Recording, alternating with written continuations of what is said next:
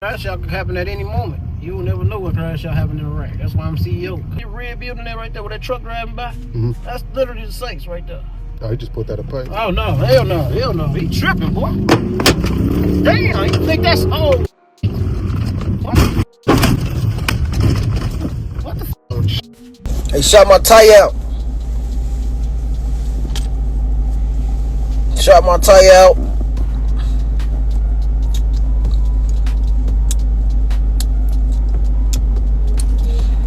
Now y'all know. Now y'all know. I'm gonna blow at your ass for don't even see you. Don't even know who the f you is. That's shit you gotta worry about being over there where I'm at. Chicago rapper KTS Royal was riding through various blocks where he lives while showing his cameraman various areas controlled by Latin gangs in his neighborhood.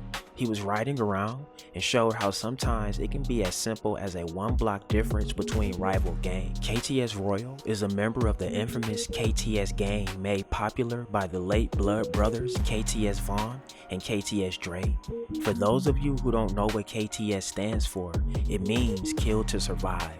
KTS Royal bends a corner and begins to explain how they just entered another rival hood. Before he can finish the rest of his sentence, he and his cameraman are met with a barrage of gunshots, causing KTS Royal to hit the gas as he drives away from the scene as he attempts to evade gunfire. You can see he pulls out a gun with a green switch on the back as he drives with a now flat tire. Pay attention. Y'all wanna know how dangerous I'm trying to show you. Them was just Souls and Saints. I mean, Souls and 2-6s. This right here, gang, is the Saints. Look. Oh, damn, they share them the same look. So this block right here shared, folks. You go right there with that motherfucker, like that big red building there right there with that truck driving by. That's literally the Saints right there. Oh, he just put that apart. Oh no, hell no, hell no. He tripping, boy. Damn, you think that's old? What? What the? Oh, shit. Go. He just shot at my boy. Saints. That's 2-6. His ass.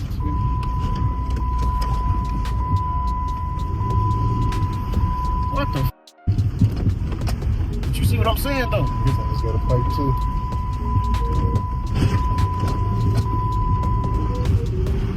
I wasn't even looking at his ass. Yeah, I'm sure looking like he was. And he shot my fucker. What he was in a white whip? He almost broke my window. Did he shoot my window out? No, you let the window down. He flattened my tire though.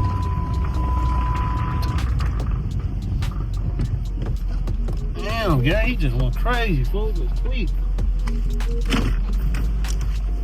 He pulls up on a Latino man and a Latina woman standing on a street corner. KTS Royal rolls his window down and asks them if they knew where the chief of the hood was, because someone has to answer for what just happened to him. Man, that's just how I get. Yo. Hey, y'all familiar with like this area, right? Sorry, no English, Spanish. No English? Yeah, you probably scared of that, man. You pull off. Y'all know English. This car got shot at this morning, man. It was some 2-6s shot at it. I'm trying to see who running this area over here. 1 second, my friend. This is a 2-6 area. This is a 2-6 area. Hell no. They shot my car. I know the chief over here a long time ago. I know who the chief is over here a long time ago. I just hear my car shot at. It's a young guy. I'm trying to see who shot my car. And somebody got an answer for that, because this the 2-6's hood and this is where I grew up at. 1 second, man. Said somebody got an answer for that, who shot my car. This is my hood.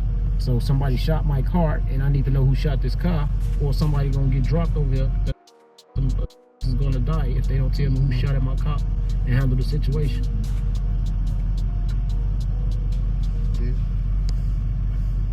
Yeah, we spending too much time.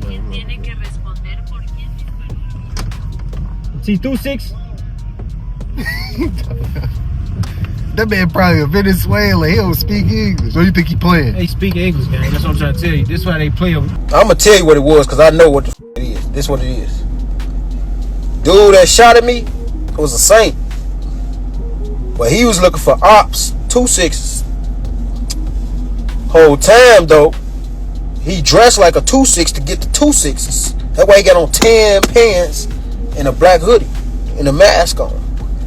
he blowing towards Winchester. You feel me?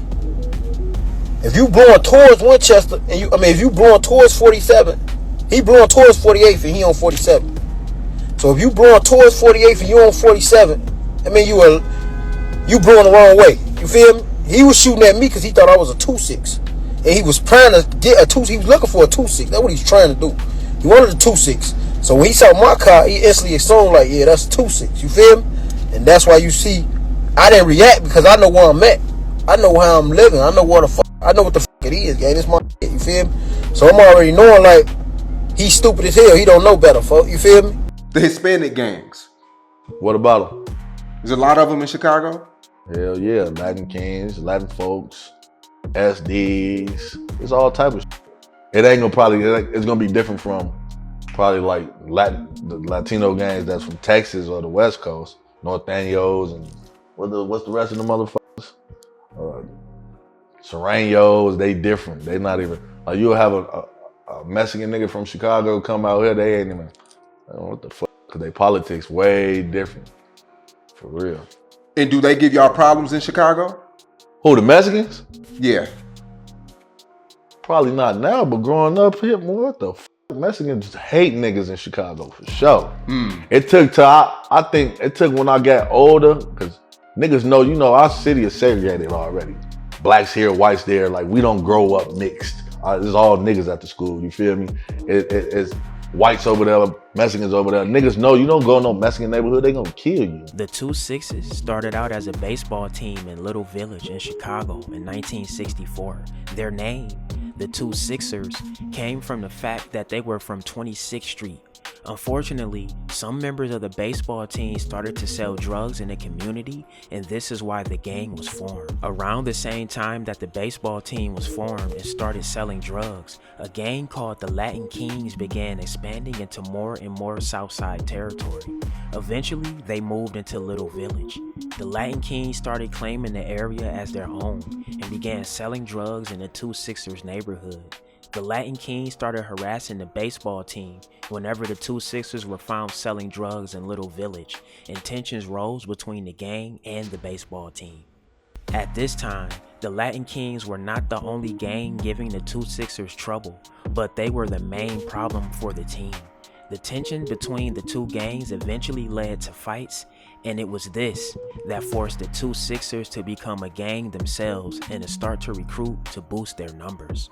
I'm in my 8th year being as a 2-6, and it all started a long time ago when I was young, smaller, much younger than I am now. I used to live in the wrong neighborhood, and they always try to recruit me to become a Latin King. I don't want to become no Latin King. I didn't know I was gonna be part of a gang, but after they started harassing me and threatening me, I just switched to the other side. My father worked days, my mother worked nights, and sometimes I felt alone. And my friends were, the only thing I could look, towards, I felt alone. A lot of kids feel alone sometimes. That's why they join sometimes. There's a lot of talk about young people joining gangs from the point of view of pressure to get in. People seem to think, kids are pressured. I'm sure that happens, but far more kids want to join. Now that I realize is hard to accept, but they do because they feel frustrated, unhappy, and bored at home, and the excitement and action is out on the street. And so it's often to the streets they turn for their friendships and their peer acceptance, and in many cases that means gangs. Pinpointing reasons why a young man makes a serious commitment to a gang is one of the most frustrating aspects of gang intervention.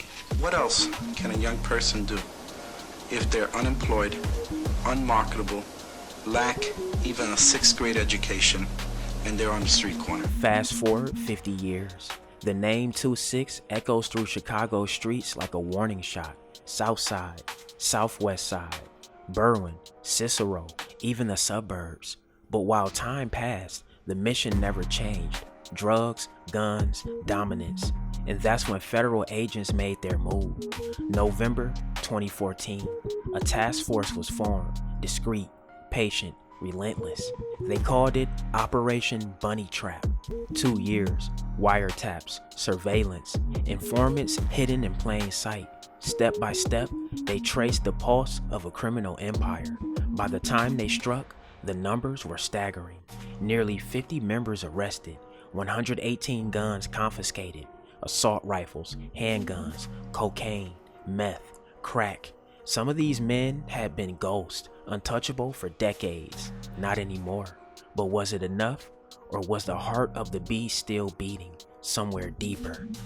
It was an elaborate plot to break into a house filled with guns and drugs and tie up the people inside with duct tape. But the home didn't really exist. It was all part of an FBI plan.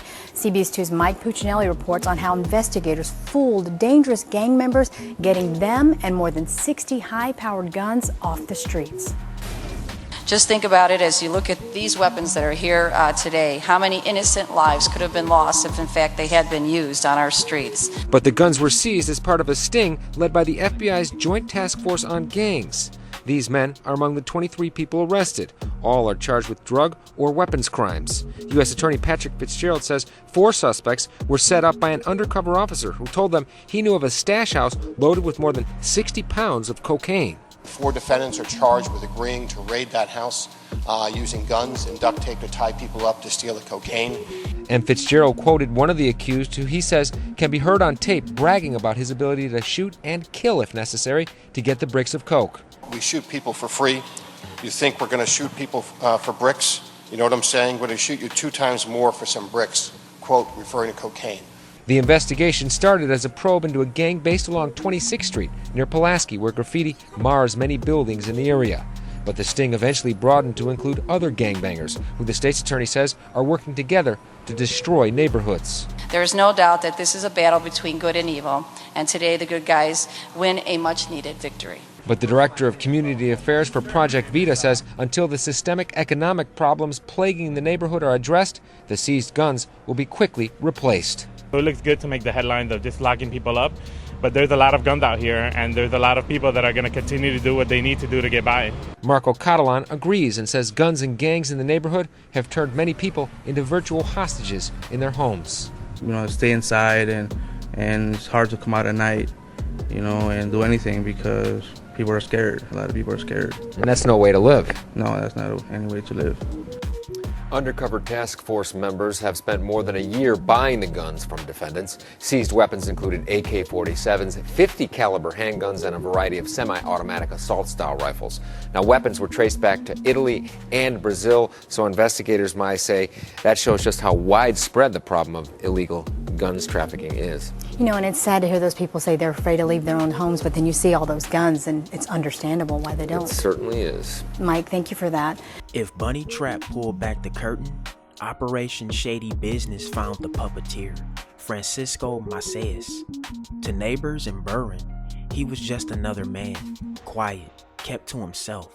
To the streets of Little Village, he was the longtime leader of the Gangster 2-6 Nation. A federal jury didn't need much convincing. 16 illegally acquired handguns, cocaine deals, surveillance footage, wire recordings, witnesses with everything to lose. Macias was sentenced to 22 years. But what he left behind was far more dangerous. Dozens of lieutenants, soldiers still on the block, a network designed to survive without him. In the house, hidden behind locked doors and blinds drawn shut, over 100 marijuana plants bloomed under artificial sun. Estimated street value, $1 million. Security was tight. One man stood watch. His name was Jason Herrera. He got 5 years, but others, they just disappeared. Chicago's Gangster 2-6 Nation, a notorious bunch running drugs in Little Village, has taken a hit by federal and city authorities. More than 20 of the gangbangers are now behind bars on charges of selling marijuana and cocaine. CBS 2's Vince Girasole is here now with more on why this thing is called Operation Shady Business, which is like being in a movie. That's right. I have a hunch this is going to be one of those ripped from the headline shows in a few months here. Some of these guys arrested might remind you of those bumbling crooks in Home Alone. The head of the city's organized crime unit told us today there are moments in investigations that are very tense, and then there are those that are humorous. Here are a few that, in the course of some very difficult work, had them laughing.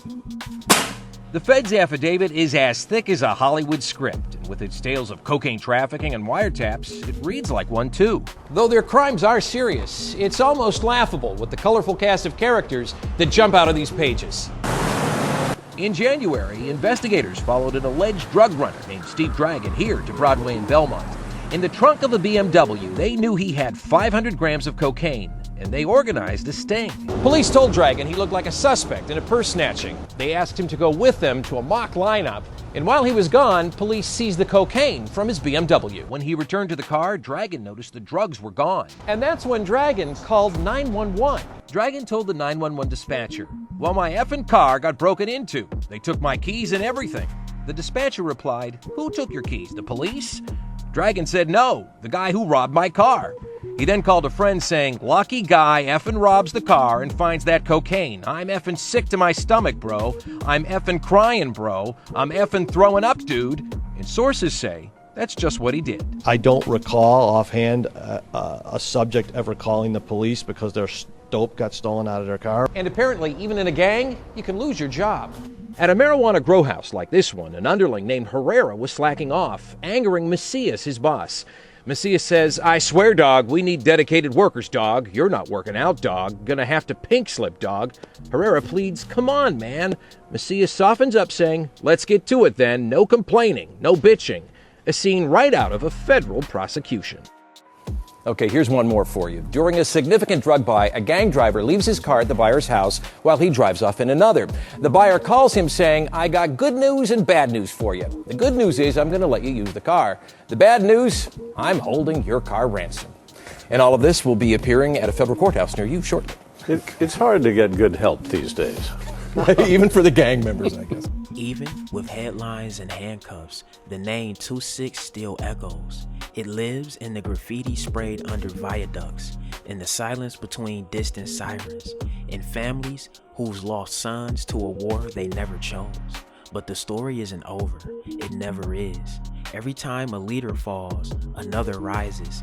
Every time a corner is cleared, another is claimed. And just when authorities think they've shut it down, a whisper, a body, a badge, and the cycle starts again. From a dusty baseball field to federal indictments and million-dollar busts, the story of the 2-6 isn't just another crime. It's about what happens when a community is left behind, when power is earned in blood, and when the line between protector and predator disappears. The question now isn't how it began, it's how many chapters are still left to be written, and who's already writing the next one. This was just the beginning. Alright y'all, there y'all have it, man. It's a crazy story of KTS Royal getting shot at, man. That was crazy. But hey, get in the comment section, man. Let me know what y'all think. You know what it is. Drillers and trappers. We out here trapping and drilling 247. Don't go nowhere. Watch that next video. Gang!